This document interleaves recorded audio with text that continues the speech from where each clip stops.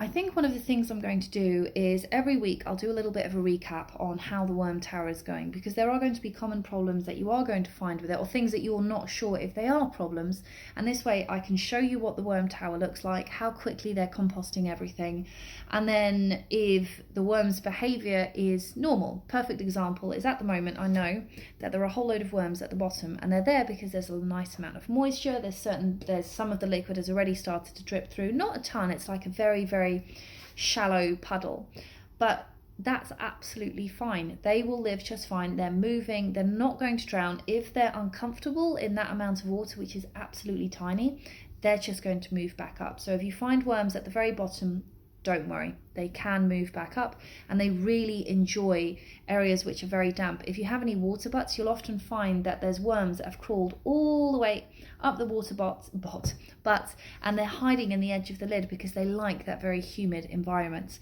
They can still breathe. The important thing is that they can still breathe, but they can still breathe in this, and if they were uncomfortable, they would move up. So if you find worms at the very bottom, don't worry. When they get uncomfortable, they will move up. Just going to show you what I mean. So you can see they're all in here, they're wriggling, they're happy. There's a little bit of water at the very bottom. Well, it's not technically water, I think it's Latache at the bottom. That's fine. They're wriggling, they're happy, they can move. Now this white stuff, this isn't a red wiggler, this is called a pot worm.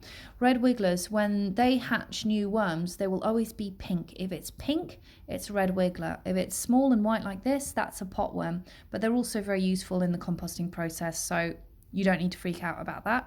So here's an example of what I mean. Can you see that pinky looking worm? That's a baby red wiggler, and the white thing on top of it, that is a pot worm. So that's the difference between the two of them. So this is now the level on top. So you can see I've got a mixture of the kitchen waste. I have a layer of cardboard, and this is crushed up eggshell, which they really enjoy, and they'll use it as grit to help digest their food as well. Just because I'm going to get people asking, does it smell? At the moment, no. At the moment, you can see I'm about, I don't know, a foot away from it. I can't smell anything from that. And even if I get my nose really close to it, no, it just kind of smells like vegetable coffee. That's the only way I can describe it. It's not offensive at all.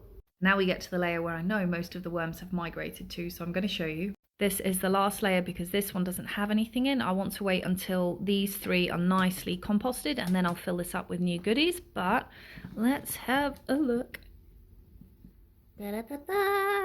Look at this. See, they are this is what a happy worm bin looks like. There's coffee, there's ground up eggshells.